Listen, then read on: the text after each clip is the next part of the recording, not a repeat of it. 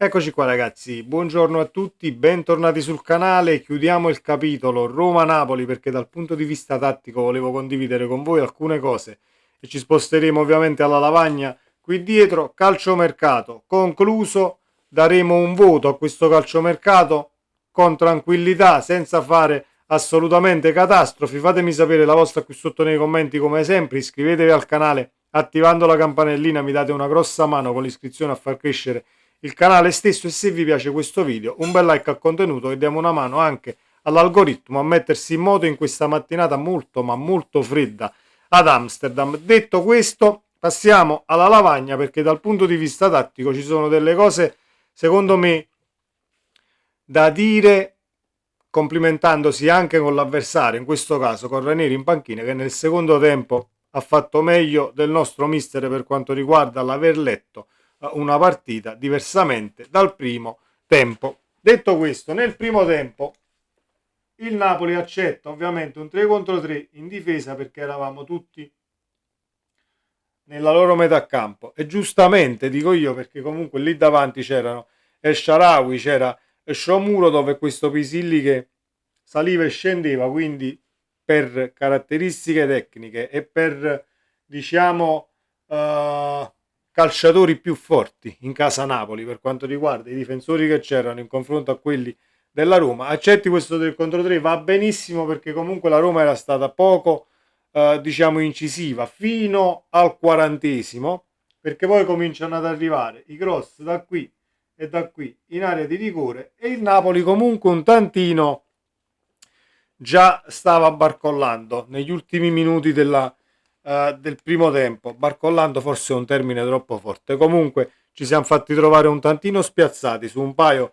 di situazioni. Poi ovviamente la densità e il coprire gli spazi e l'aiutarsi l'uno con l'altro ha fatto sì che chiudiamo il primo tempo in vantaggio per 1-0. Mancano due calci di rigore e va sottolineato, e non dobbiamo assolutamente smettere di farlo, perché regolamento alla mano il Napoli la partita l'avrebbe tranquillamente chiusa o l'avrebbe messa sicuramente su un gradino diverso. Per quanto riguarda poi la Roma, che doveva entrare nel secondo tempo quasi all'arrembaggio solamente per cercare di accorciare le distanze e non pareggiare la partita. Un 3 contro 3 non ha funzionato nemmeno nel primo tempo, ma l'andiamo ad analizzare per tutta la partita. Che cos'è che non ha funzionato, o meglio, che cos'è che Ranieri ha fatto visto il Napoli delle ultime uscite. Io l'ho detto ieri sera in live, ma poi ovviamente siamo in quattro, un'opinione di Armando, un'opinione di Giuliano, un'opinione mia, Valerio, eccetera. Comunque passa il tempo e molte cose vanno un attimo, diciamo, analizzate in maniera diversa. Ecco perché faccio questo video. Nel secondo tempo Ranieri comincia a cambiare dal 50esimo arrivare fino al 64esimo, quando esce Cristante ed entra Dobbik. Perché dico questo? Perché con Makers, Dobbik, Shomurodov e dall'altra parte, un attimo che me lo sono segnato perché altrimenti facciamo brutte figure. Ah, ecco, c'era ancora Sule. Si crea un 4 contro 4 verso la porta del Napoli.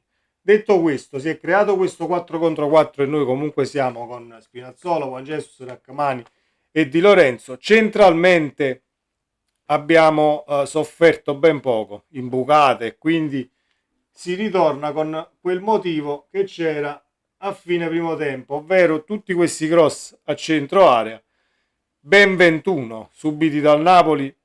Ovviamente non è un numero esagerato rispetto alle altre partite e sono situazioni che il Napoli comunque ha sempre, diciamo, risposto a queste condizioni di campo molto ma molto bene nelle racconte, portando a casa comunque il bottino pieno. Non è stato possibile perché Angelino trova un grande gol, ci siamo comunque dimenticati il calciatore in quella circostanza. Ci sta pure il pareggio, però dal punto di vista offensivo ovviamente noi l'abbiamo gli abbiamo tenuto testa, non è che abbiamo sofferto a livello difensivo, perché poi se vogliamo dire che abbiamo sofferto la Roma, allora cambiamo assolutamente sport. Però Ranieri cosa ha fatto in tutta la partita?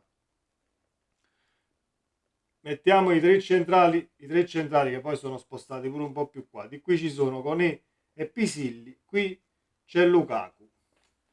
Quindi inglobato tra questi cinque, Lukaku non ha permesso nemmeno ad Anghissà di andare a dare una mano alla punta sulla tre quarti, così come ha fatto molto spesso nelle ultime uscite. Ecco perché ieri in live, se non erro Paolo, ci diede il file di Anghissà che poi non abbiamo esaminato. E io sono dello stesso avviso, Anghissà e McTominay nel Napoli di Conte ad oggi spostano gli equilibri.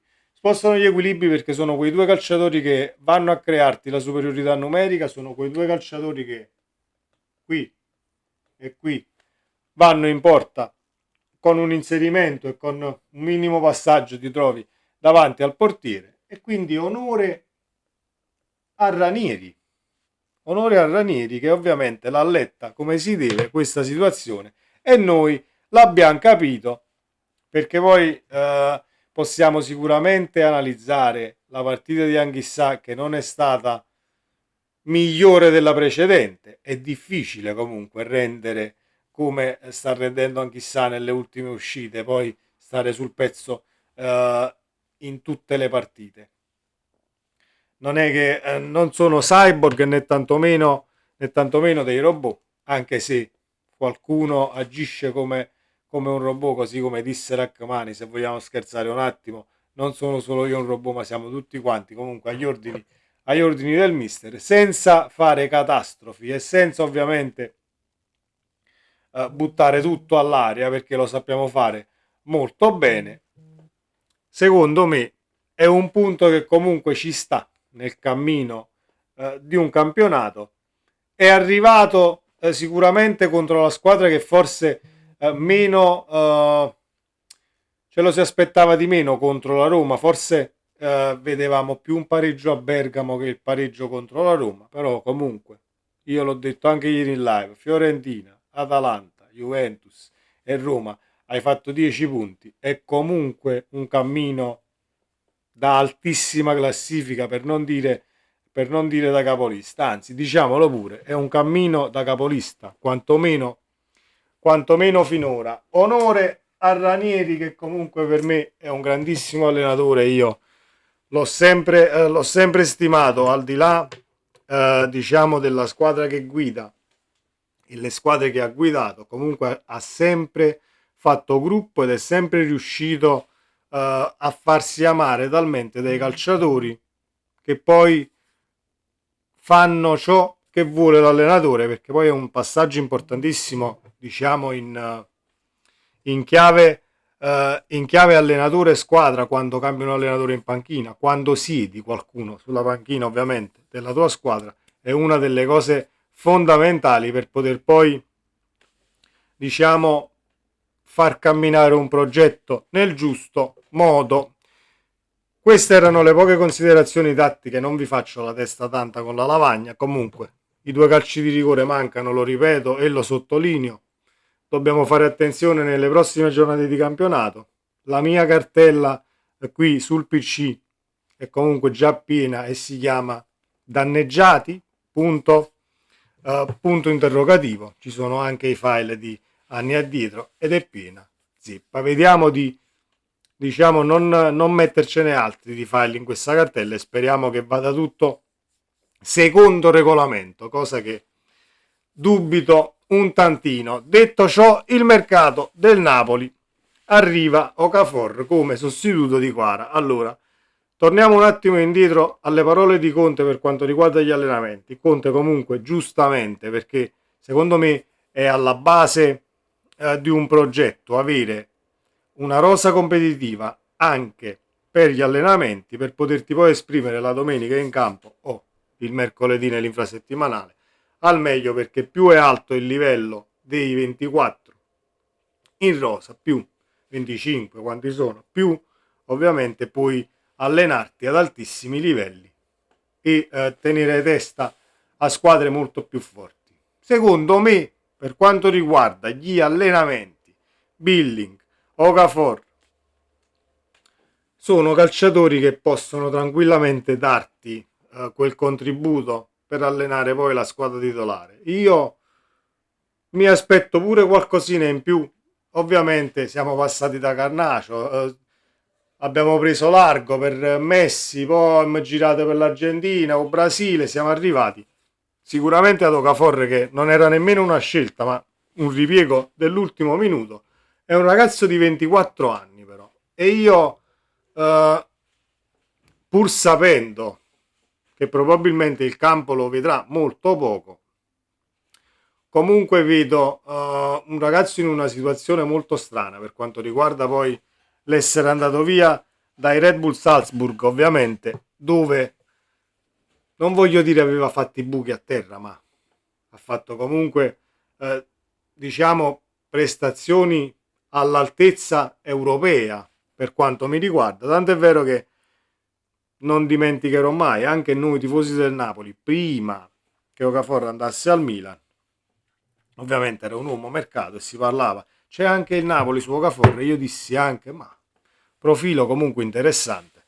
24 anni, secondo me bisogna sicuramente rinfrescarlo per quanto riguarda il campo, perché al Milan non ci ha capito niente, sia per quanto riguarda la posizione, è stato schierato, ricordiamo, anche da Pioli, a volte al centro dell'attacco, a volte sostituisce l'esterno, quindi si è capito ben poco per quanto riguarda il calciatore. Sicuramente non sarà a Napoli in questi 6 mesi a dovergli trovare applicazione tattica, rispolverare completamente il calciatore, anche se un po' di motivazione da parte di Conte e una città che comunque è totalmente diversa da quell'altra lì su, possono dare sicuramente una mano per autoconvincersi e dare un po' di brio, ecco, a questo calciatore, che spero comunque di vedere in campo sporadicamente. Io spero comunque di vederlo, perché altrimenti staremo qui a dire wow, Okafor che bagno che abbiamo preso, non serve a niente, senza poter poi constatare sul campo perché e per come è andata molto male per il calciatore l'avventura in maglia Milan. Poi che tornerà indietro, è un prestito a 2 milioni con il diritto di riscatto a 23, operazione da 25 milioni che non credo il Napoli vada poi ad ultimare in quel di giugno, a meno che non Cengong in uscita monetizzi di là e li dai al Milan per Okafor. Ma sulla situazione Ngong, che abbiamo trattato anche ieri in live, perché non è entrato Ngong e ti metti con contropiedisti, secondo me Conte l'aveva letta comunque come il resto delle partite e non è andata come le altre. Ricordiamo che 9 su 10 Conte le partite contro la Roma e le avrebbe portate a casa 1-0, quindi a livello di statistiche e percentuali la ragione è dalla parte dell'allenatore, perché i risultati poi sono dalla sua parte. Detto questo, abbiamo preso Asa per il futuro. A me non dispiace Asa, ragazzi, io l'ho già detto nel video di presentazione, eh, dovete andarvi a rivedere. Secondo me ciò che ha fatto Asa finora, giovanissimo, piede destro, piede sinistro, comunque il calciatore c'è, rapido, è bassino sicuramente, ma tecnicamente può essere un acquisto molto valido per il futuro. Billing all'evenienza, e speriamo che non ci sia, perché altrimenti staremo qui a parlare di qualche infortunio in mediana, può dare il suo contributo, al di là che si possa dire no, il è un Dendonker, ma Dendonker io non l'ho mai visto tirare da 25 metri e mettere la palla nel ferro, non l'ho mai visto comunque saltare l'uomo a centrocampo con rapidità. Era più un centrocampista veramente da far legna per Mazzarri, e quel classico diciamo spezzazioni, ecco, che riesce a dare una mano ad uno e ad un altro, ma non è quel centrocampista poi completo.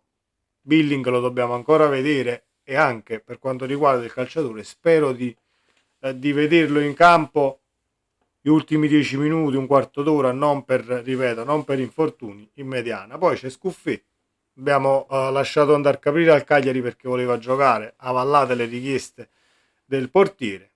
Scuffei in entrata, a livello numerico ti sei rimesso comunque a posto, il mercato è rimandato in quel di giugno. Poi se diciamo i rapporti tra Conte e la società sono già cambiati ad oggi, ma lo sapremo poi nel tempo, vedremo tra le conferenze stampa e lo vedremo in quel di giugno come si porrà il mister nei confronti della società e viceversa, perché poi ovviamente avrai i soldi di Quara, la situazione Osimhen dove il Napoli sembra sempre un tantino in ritardo perché quella situazione bisognerebbe risolverla già da oggi, ecco, e non arrivare alla sessione di mercato dove poi trovi il bambino prodigio che si impunta, trovi squadre che comunque cercano sempre, no, tu chiedi 75, te ne non 60, 65 e devi star lì a far tirare il milione, il 2, il 3, eccetera. Bisognerebbe, secondo me, mettere le basi per la cessione già da adesso. Questo, per esempio, è un punto che possiamo sicuramente criticare al Napoli. E concludo, ovvero sai perfettamente il calciatore che è al Galatasaray, punto primo. Hai saputo, credo, non credo che l'hai saputo il 25 di dicembre o il 26 quando se n'è andato, il primo di gennaio, che Quara andava via. E secondo me avevi solamente un piano Hager Carnacio, perché te l'aveva ovviamente richiesto da Conte, o un piano A o un piano B, però visto che ad Emi hai avuto il no del calciatore già da subito, almeno per quello che abbiamo letto, dovevi farti trovare un tantino più pronto e non perdere tempo tutto questo tempo in Inghilterra, visto che serviva un centrale di difesa. È un mercato sufficiente? Assolutamente no, ma perché? Perché non è arrivato il rinforzo in difesa a livello numerico e se continuiamo con questa situazione infortuni, soprattutto nel reparto difensivo, comunque devi fare i salti mortali. Comuzzo ci siamo tirati indietro fino a 35 milioni. Ben venga, giusto. È giusto che il Napoli si è tirato indietro. Assolutamente sì. Non esiste 35 milioni a gennaio per Comuzzo per poi fargli fare 6 mesi di panchina, va a finire.